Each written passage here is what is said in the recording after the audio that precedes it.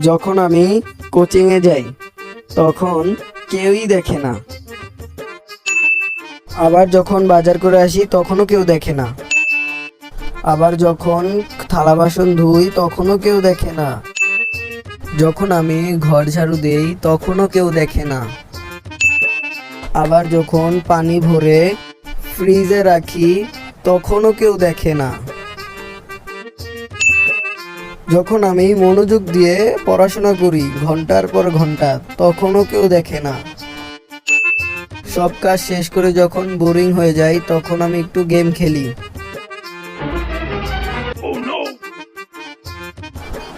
কিরে, সারাদিন mobile tips? সারাদিন মোবাইল মোবাইল মোবাইল মোবাইল টিপতে টিপতে চোখ দিয়ে নষ্ট করে লাইতেছে। No, no, no, no.